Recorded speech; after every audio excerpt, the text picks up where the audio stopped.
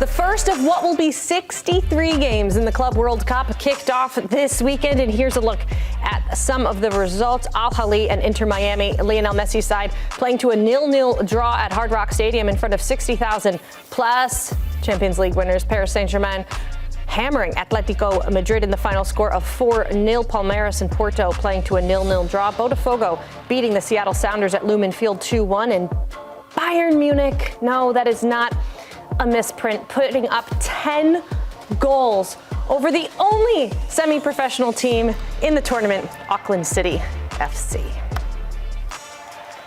So much to discuss with the Club World Cup now. 2 days in, it all kicked off on Saturday night. Since then, Nico, what have been your biggest takeaways? Okay, number one, Club World Cup has completely overshadowed Gold Cup and Major League Soccer. It's not great. I wouldn't have done the tournaments at the same time.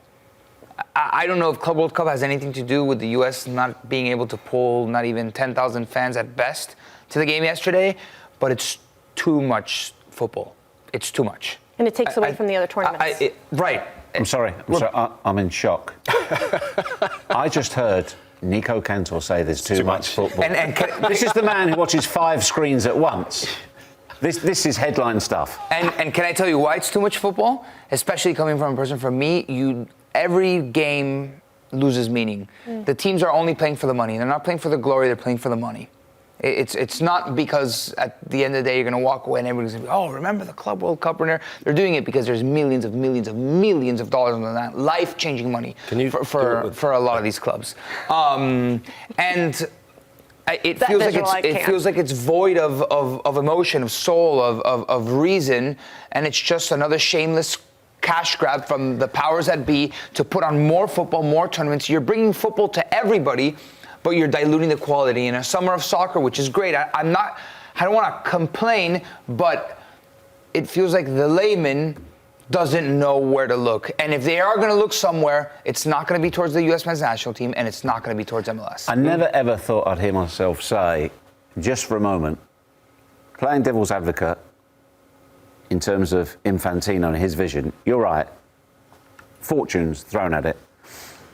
But if they want this competition to become something, it already existed. They've rebooted. This isn't the first Club World Cup, right, but this is now the Club World Cup on steroids and some. So if it's going to become a meaningful competition, then that's what they've got to do. And we know there's a problem with the calendar anyway, so it's got to fit in somewhere. And also, players playing too much football, that's an argument which is elsewhere. You know, that doesn't start and end with the Club World Cup either. Clubs going on pre-season tournaments, all this stuff, and friendlies and raising money. So they're giving it a shot. So should those other competitions pause? What takes preference here? Yeah, but what's Concacaf going to do? Concacaf doesn't care. Concacaf's going to cash in on Mexico playing in Los Angeles, and that'll be their money that they get to spend. Yeah, but now in the Concacaf is missing their big players that are playing with Club World Cup. Let me ask you this: how much of a difference does it make that this would be the summer tour time where a lot of these teams are playing over in the U.S.? A lot of these anyway, teams now there's just $1 billion. They would be here line. anyways. They play glorified later friendlies in their preseason. They would have gotten these month and a half to rest. They would have played it in late July, there's a competitive early aspect to it that at least gets us all into it in some capacity. You saw it there with the PSG Atleti match. That was insane. People are showing up for this. So there is an intrigue from the fan base standpoint, and there's a competitive aspect that, as a football fan, I'm more intrigued. I would see the summer friendlies and be like, 20 minutes, okay, I'm done. Now you're getting to see first-team players play more meaningful matches in the summer, so I'm for it. I think it was a big statement, Joe. Sorry. I think it was a big statement that PSG turned up and we said, well, are they going to take this seriously? You got your answer. Yeah, absolutely. How much of this, Nico, is then on CONCACAF? The fact that they scheduled the Gold Cup. It's in the past started in July. You could start it later. Yeah. I don't think CONCACAF are happy at all. Yeah. At the end of the day, I do think if Mexico makes a final, it doesn't matter who's there, right? Let's just say the best Mexican players were playing at the Club World Cup, which are not, by the way. Let's just say they were. The Mexican fans are still going to show up and fill whichever stadium they need to fill for that final. If Mexico's in that final, and you're making millions of dollars if you're CONCACAF. So it doesn't present that problem. I think it's just from you're fighting for fans' attention. And of course, PSG Atletico Madrid is going to be the headliner on a Saturday when you've got soccer all day and it's the best players in the world, the Champions League champion. Of course that's going to catch the attention. And how much, maybe not for me, but for the layman, again, this is for the layman, this is for the average American soccer fan. How much soccer can they take? Like, I watch soccer, let me pull up yesterday's games. I watch soccer, right? You started with Bayern Munich, Auckland, then you saw PSG, Atletico Madrid. Is this your, after that, like, safari history on Palmeiras, Porto, and then while I'm watching Palmeiras, Porto, I have to watch the U.S. Right. And then it's Botafogo, Cerro. Like, who cares about Haiti, Saudi Arabia, or Costa Rica, Suriname? Those are the games that are being hurt. Like Concacaf feels the brunt of this Club World Cup. The only thing I'll say here is I think whether you're CONCACAF or you're the Club World Cup, growing the game and getting American viewership is very important. And when you congest the schedule like this, to your point, I'm not sure who's winning. But you have other takeaways, Nico. This isn't it. Yes, yeah. I do. And I said that this tournament was devoid of soul, which I definitely think it is. I think it's the most capitalist tournament that you can do in the most capitalist country. Some like, of the fans seem pretty happy. And there are certain fans that no matter the circumstance will always show up. And I think those are the South American fans that love an international tournament like this. Also African fans. I saw the Esperance fans from Tunisia at Times Square yesterday. But particularly Palmeiras fans, I've seen make waves in New York yesterday in that game against Porto. They showed up. It was a great atmosphere. And the Boca fans in Miami Beach were awesome. They really build this atmosphere. At one point, it's only going to be Europeans, I feel like, in this tournament, and we're going to be back to playing like a mini Champions League knockout stage. But the Boca fans in Miami Beach and Palmeiras in Times Square were awesome to see. The thing I like about this the most is this is a glimpse of things to come for next summer with the World Cup, right? So true. Both of you have covered World Cups, where the most amazing thing about the World Cups are the fans. The blending of cultures, the songs, and of course the colours. Well, the other thing as well, going back to the tournament, I tell you, by the end of this tournament, you'll be in favour. You'll say it was great. I support it all up. Jill will turn him. I can tell you, we will turn him. No, I think I'll be happy about it. Like it's Nico, fun. I'm not saying it's not fun. Look, we can come on to Auckland in a moment, but when you get the chance, so you've got teams from all around the world. Yeah.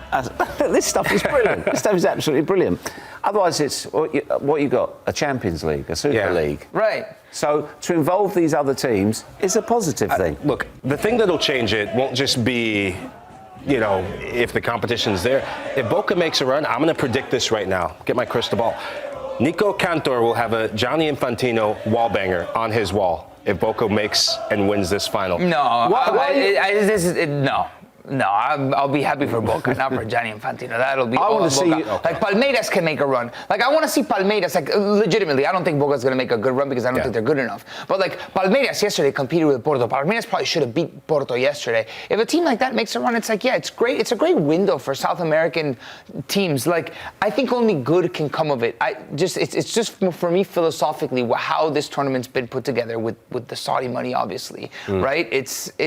Yeah, but how else does it happen? Yeah, I don't know. That's the world that we live in. You know what they say? You either accept you live in a capitalist society or you don't.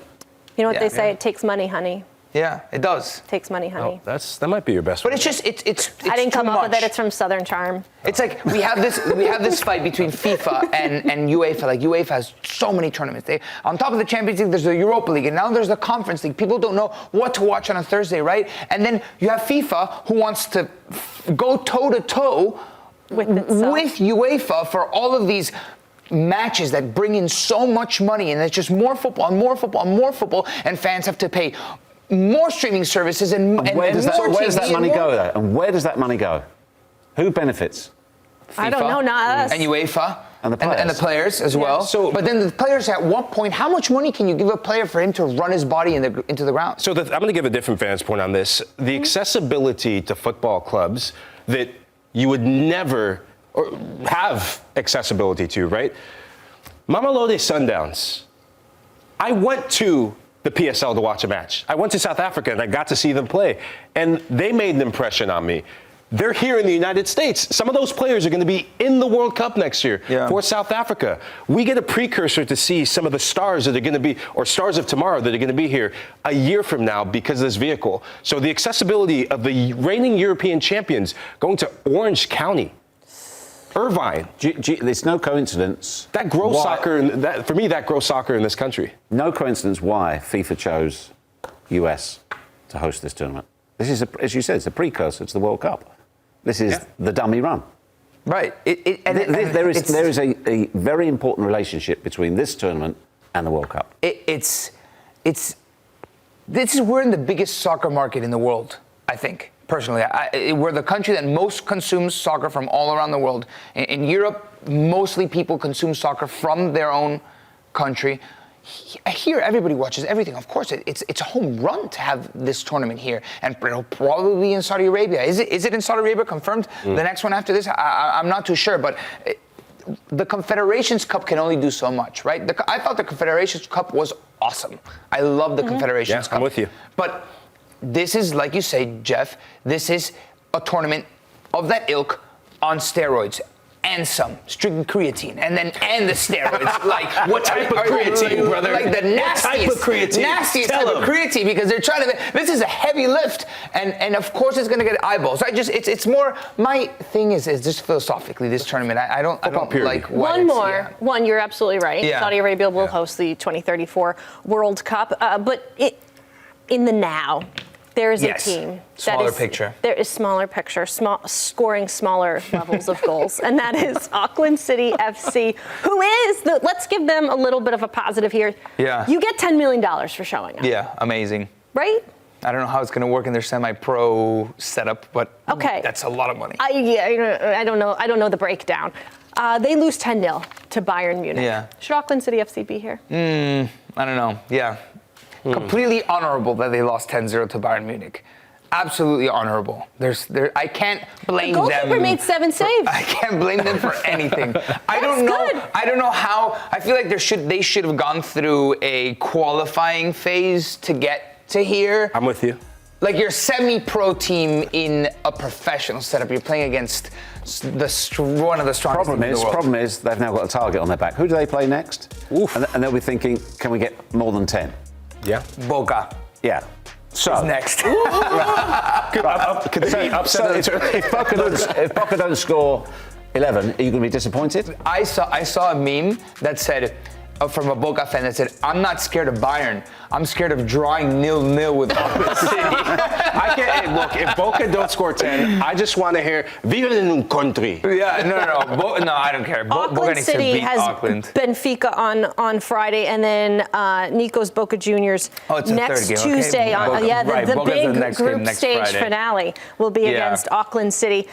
Players are taking paid leave, unpaid leave. Some of their key players aren't here because you can't just take 2+ weeks off from your job. I'm in favour. I think they deserve to be here. Would you quit your job to play in the Club World Cup? Well, it depends what my job was and how much it paid. On Morning Footy, Jeff. I quit my job to be here today. Look, they are it is the Club World Cup. Are they as good as the other teams? Of course they're not. They're part-time. Yeah. I noticed as well, by the way, Softy, when you mention it, Auckland City. You feel sorry for them already, don't you? Yeah. Oh, I didn't even realize. You'll see in a little bit. I'm a big Auckland City fan. They asked Olise if he feels bad, like if he feels any pity for Auckland. He goes, no. Monster. No. I mean, I was talking about this with non-football people because they saw the scoreline and they went. You know non-football people? I do, yeah, my wife. This is a surprise. I married a non-football person, and she goes, "Oh, they're so mean. How come they just should have taken their foot off the gas?" And I went, "No. It would have been more disrespectful. They would have babied them and taken the foot off the gas when it was 5-0. You give them an 100% professional football performance through 90 minutes. I thought it was very honourable what both Bayern Munich and Auckland did. I thought the eighth was maybe offside.